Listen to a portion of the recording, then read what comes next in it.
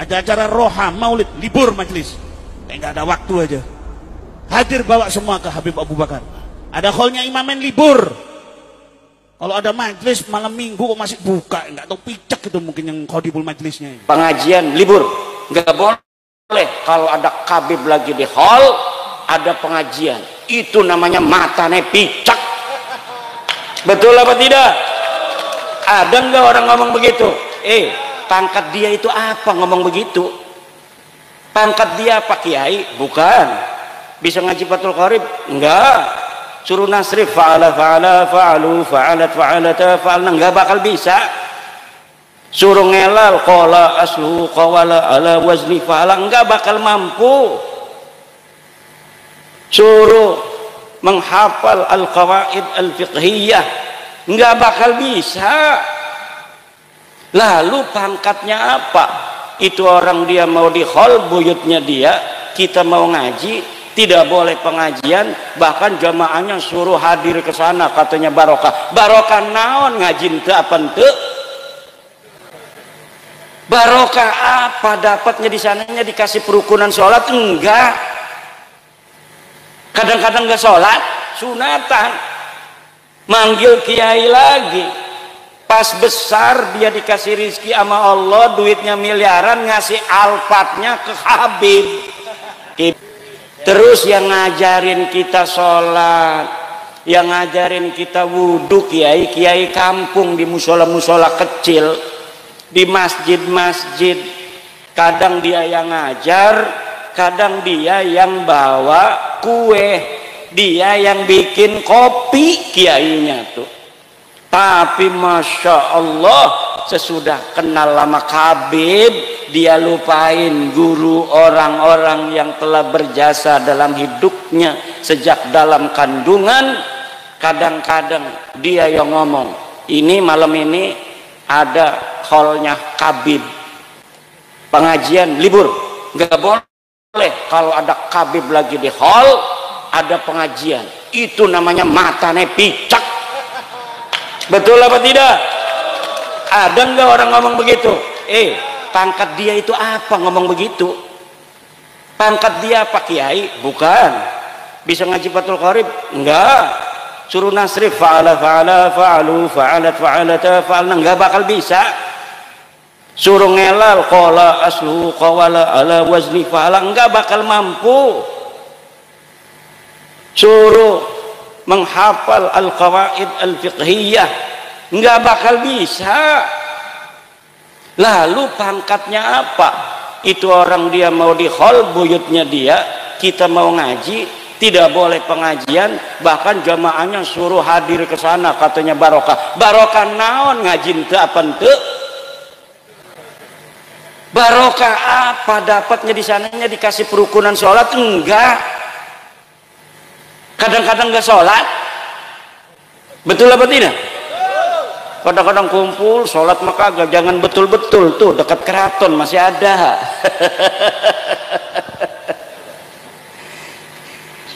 Bahkan kota kita banyak yang dipakai-pakai. Allah, haul Gresik, haul Solo, haul Malang. Lah emang pangkatnya apa dia? Coba yang di hall itu lihat sejarahnya waktu hidupnya. Ada nggak di kitab-kitab Mbah Hasim yang semasa dengan dia disebutkan? Nggak ada. Banyaknya orang-orang Baklawi itu yang dianggap hebat-hebat setelah matinya. Udah 20 tahun mati baru dicatat itu. Kehebatannya semuanya nggak ada bisa dibuktikan oleh orang yang sezaman. Hafal hadis katanya 1 juta hadis, mana buktinya?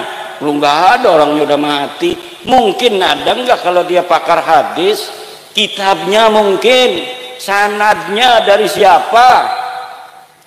Pernah nggak dia ketemu dengan musnidud dunya? Dari siapa saja dia mendapatkan riwayat hadis? Gurunya berapa ratus? Seorang pakar hadis ya gurunya harus ratusan. Nggak ada, hanya di tulisan-tulisan sekarang di internet ditinggi-tinggikan. Pada masa hidupnya bukan siapa-siapa. Makanya saya katakan satu Syekh Nawawi Tenara lebih mulia dari seluruh Ba'lawi yang hidup maupun yang sudah mati.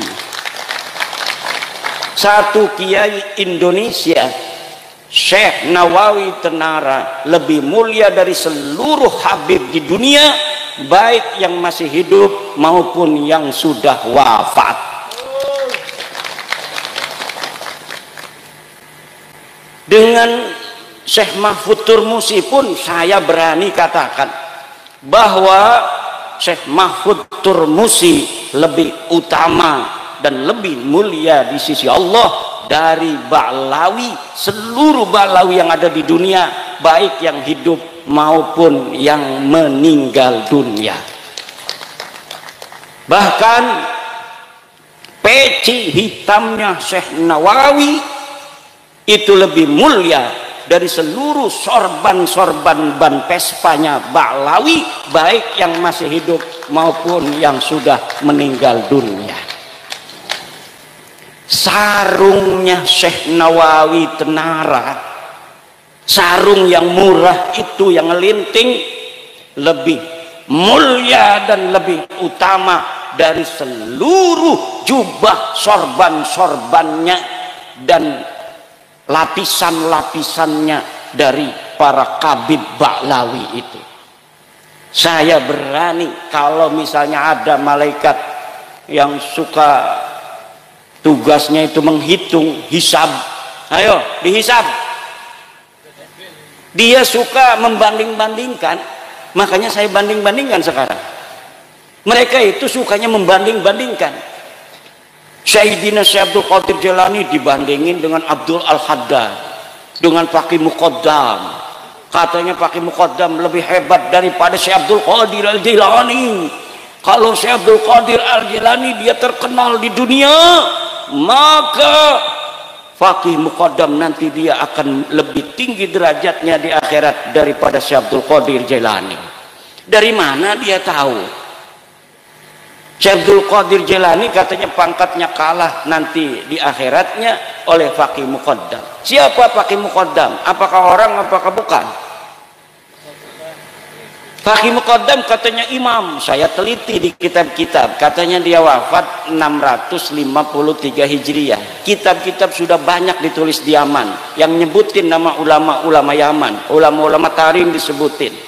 Saya cari nama Faqih Muqaddam Muhammad bin Ali itu tidak ada sama sekali.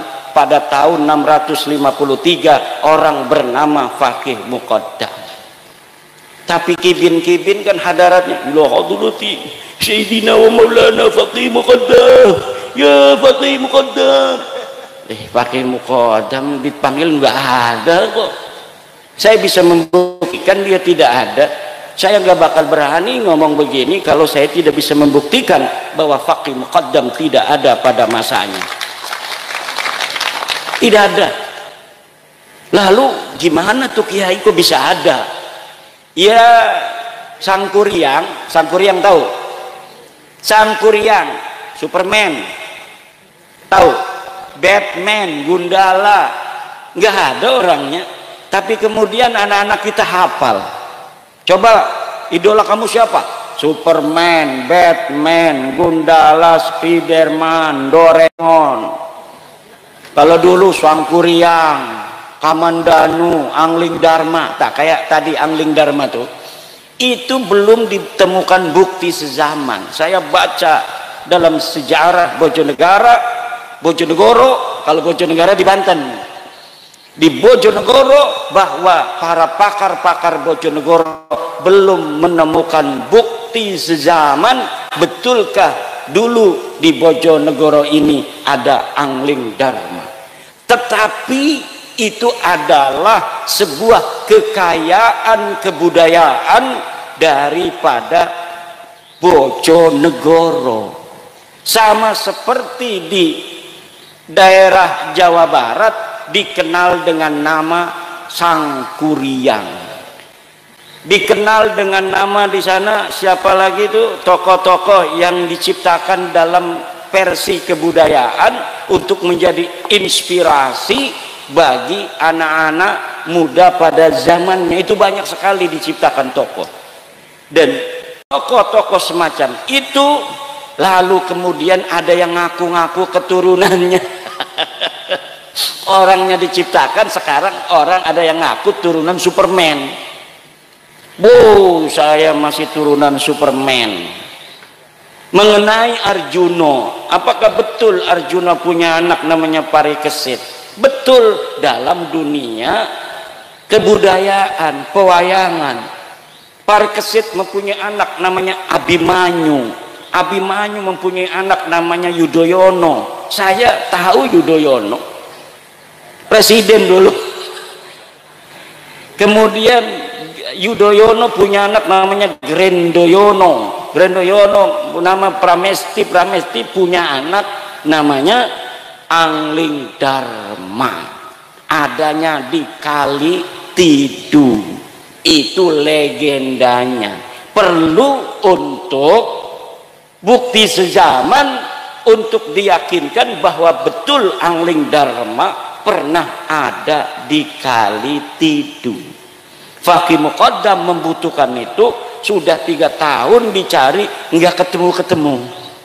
Ada yang dikirim, dikasih duit ke Turki, ada yang dikasih duit ke Madinah, ada yang dikasih duit ke Irak, ada yang dikasih duit ke Yaman untuk mencari bukti bahwa Fakih Muqaddam pernah ada di masa lalu. Tidak ada yang mampu mendapatkannya dan tidak akan pernah ada. Kenapa? Karena saya sudah secara badihiyan jalian bahwa nasab Ba'lawi ini diakuinya baru di abad 9 Hijriah, 895 Hijriah. Di tahun 895 Hijriah ada seorang Ba'lawi namanya Ali As-Sakran, nyatet bin-binnya dia. Katanya dia namanya Ali, punya abah namanya Abu Bakar. Abu Bakar punya abah namanya Abdurrahman. Abdurrahman ini orang bener nih, masih 3 nih orang bener nih. Nah, dari Abdurrahman ke atas ini dia nggak hafal. Tulis-tulis saja sampai nama cucu Nabi yang namanya Ahmad bin Isa yang ada di abad keempat Hijriah, 345 Hijriah. Memerlukan 13 nama ke situ. Dikarang aja. Abdurrahman bin Muhammad bin Ali bin Alwi bin Faqih Ali bin Faqih Muqaddam bin Ali bin Muhammad Sahib Birbad bin Ali Qali Qosam bin Muhammad bin Alwi bin Muhammad bin Alwi bin Ubaid bin Ahmad bin Isa. Ya, saya cari kalau Ahmad bin Isa ini benar cucu Nabi. Ada di dalam kitab Tahdhibul Ansar, ada di dalam kitab Al-Mazdi Ahmad bin Isa, ada di dalam kitab Muntaqilatut Talibiyah, ada dalam kitab Asy-Syajarah Al-Mubarakah karangan Imam Fakhrur Razi, ada dalam karangan kitab Al-Asili karangan Al-Marwazi, karangan At-Taqtaqi, ada dalam kitab Al-Fahri Al-Marwazi, ada dalam As-Sabatul Musal, ada di dalam kitab itu Umdatut Talib di abad ke-9 awal. Ahmad bin Isa sahih sebagai cucu Nabi, anak-anaknya 3. Ditulis dalam kitab-kitab itu mulai abad ke-5 Hijriah, ditulis anaknya itu 1 Muhammad, 2 Ali, 3 Husain. Tidak ada anak bernama Ubaid. Leluhurnya Kabib ini namanya katanya Ubaid. Katanya anak Ahmad bin Isa cucu Nabi. Dilihat di dalam kitab-kitab masa lalu yang hari ini masih ada dicetak. Karena kitab masa lalu itu punya Imam Syafi'i itu tahun 150 Hijriah Imam Syafi'i lahir, beliau wafat 205 Hijriah. Kitabnya masih ada sampai hari ini. Begitu pula kitab-kitab nasab, banyak. Kitab nasab itu yang saya ambil hanya beberapa, paling 30 yang saya sebut di dalam kitab. Kenapa?